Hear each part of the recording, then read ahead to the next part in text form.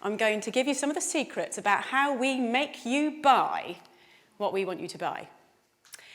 So as a marketer, when I'm first giving you a product, what's my job? Well, my job is to make you want it, to crave it, to need it, to think that it is the best innovation in food since sliced bread. But how do we do it? Well, I'm going to give you a really big example later that I'm going to break right down for you. But let's just start by looking at a few fun little things.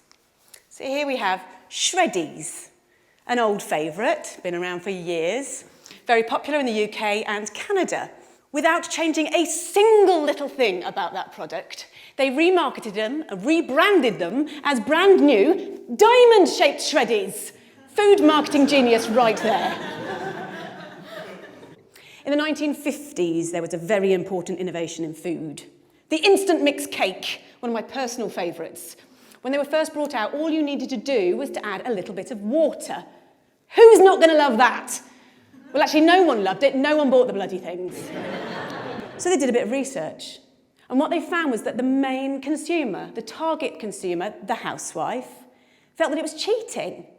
They didn't want to pass off such an easy thing as their own baking to their partners, their husbands, their families, whatever. So what did the producers have to do? They had to make it harder. So now you had to add water and an egg. And sales exploded.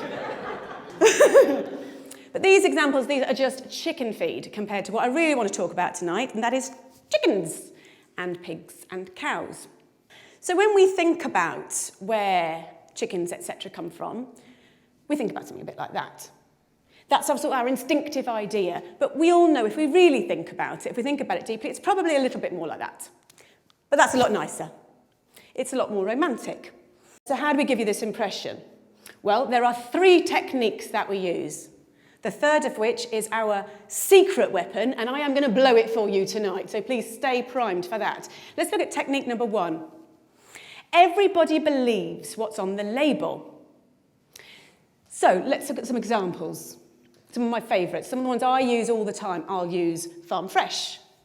I'll use 100% natural. I'll use butcher's choice. But what does that really actually mean?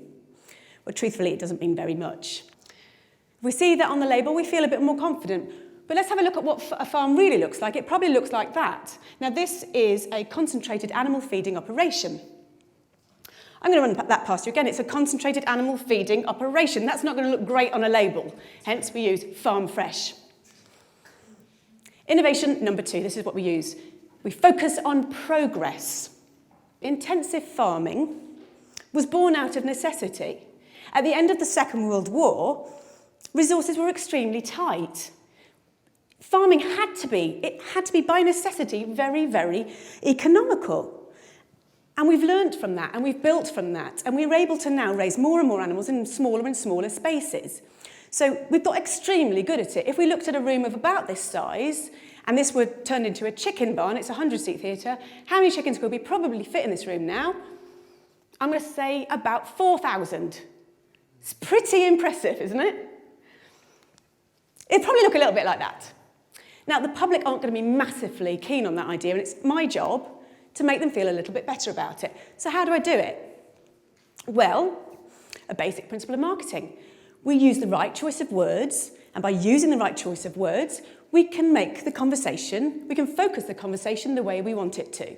So we'll use an example like this. When you look at that picture, where is your eye drawn? It's drawn right to the middle of the page, massive letters, we've got strive to optimise. What we're looking at in the picture, in reverse, looks a bit like that, but this looks a lot nicer, because we're looking at strive to optimise. It makes us feel that there's progress. We feel good. So the challenge for the marketers is to make the public feel comfortable about what they're seeing. One of the side effects of intensive farming, of having so many animals in such a small space, unfortunately, is obviously disease, because you put so many animals into a small space, they're going to get sick. It is no secret that 50% of all the antibiotics in the world are used on farmed animals. So how do we make the public feel okay with this? How does that happen? My job. How do I do it? I use the language of innovation. So we're going back to our old friends at porkcares.org. And what they do is they say, as farming has become more efficient, veterinarians have incorporated new technologies and methods into practice. This makes us feel good. This is positive. Yeah? This is progress. And when we're then marketing to future consumers, we would perhaps use something like this.